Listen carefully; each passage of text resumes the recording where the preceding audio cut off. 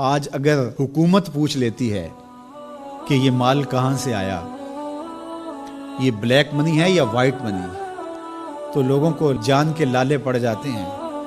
اور پھر ساری رات جو ہے وہ ٹیبل پہ وکیل بھی بیٹھا ہوتا ہے کہ کسی طرح سے ہم اس مشکل سے نکل جائیں اور ثابت کریں کہ یہ مال ہمارا کمایا ہوا ہے۔ یار حکومت پوچھ لے تو راتوں کی نیند اڑ جاتی ہے، جب رب نے پوچھ لیا، اور وہ پوچھے گا، قدم ہٹنے نہیں دے گا، وہ پوچھے گا من این اکتسبہ، کہاں سے کمایا۔ بہت سارے لوگ ہیں جو مال کماتے ہوئے اس کو بھول جاتے ہیں کہ ہم مال کیسے کما رہے ہیں۔ فرمایا کہ میری امت پہ ایک ایسا زمانہ آئے گا کہ لوگ اس بات کو فراموش کر دیں گے کہ جو ان کے پاس مال آ رہا ہے وہ حلال ذریعے سے آ رہا ہے یا حرام ذریعے سے آ رہا ہے۔ مال کی محبت اس قدر غالب ہو جائے گی کہ حلت اور حرمت اٹھ جائے گی، اور جب کوئی شخص اس مقام پہ پہنچ جاتا ہے، طمع اس قدر بڑھ جائے، پھر سمجھو کہ اس نے قیامت کے دن اللہ کے حضور سخت شرمندگی کا اہتمام کر لیا، سخت رسوا ہوگا اس نے۔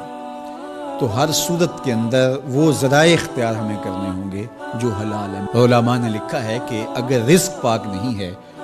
تو نیک لوگوں کی دعاؤں سے بھی حصہ نکال دیا جاتا ہے، یعنی ایک تو اس کی اپنی دعا قبول نہیں ہوگی، دوسرا نیک لوگ جو دعائیں مانگتے ہیں، اللہ پوری امت پہ رحم کر، پوری امت کی خیر فرما، تو اس شخص کا حصہ نیک صالحین لوگوں کی دعاؤں سے نکال دیا جاتا ہے۔ تو قیامت کے دن اللہ اپنے حضور سے بندوں کے قدم ہٹنے نہیں دے گا جب تک یہ سوال نہیں پوچھ لے گا کہ تم نے رزق کمایا کہاں سے، اور پھر دوسرا سوال ہوگا کہ وفیما انفقہ، اس کو خرچ کہاں کیا۔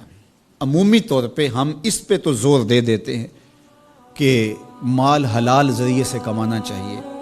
کسی سے زیادتی نہیں کرنی چاہیے، جھوٹی قسم سے مال نہیں کمانا چاہیے، کسی کو دھوکہ دے کے مال نہیں کمانا چاہیے، مال کمانے کے ذرائع اچھے ہونے چاہیے، یہ اس پر تو ہم توجہ دیتے ہیں۔ لیکن سوال یہ بھی ہوگا کہ صرف یہ مسئلہ نہیں ہے کہ تم نے کمایا کیسے، یہ بھی مسئلہ ہے کہ تم نے مال کو خرچ کہاں کیا، مصرف کیا تھے اس کے،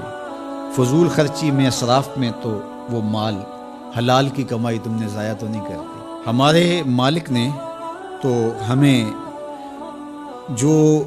مال ہے اس کو بے وقوف لوگوں کے ہاتھوں میں دینے سے منع کیا ہے۔ بچے ہیں جو مال کے مصرف کو نہیں جانتے، اس طرح گھر کی وہ خواتین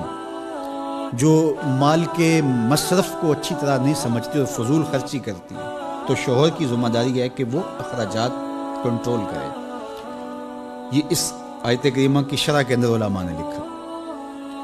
کہ بے وقوفوں کو مال نہ دو،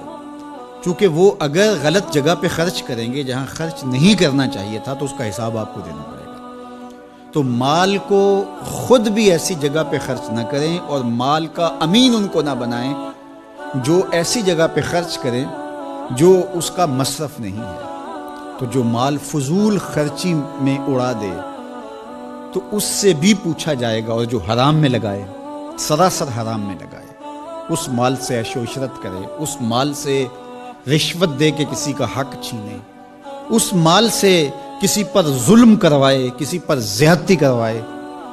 تو کیا اس کو حساب نہیں دینا پڑے گا؟ تو ایک ایک پائی کا حساب دینا پڑے گا۔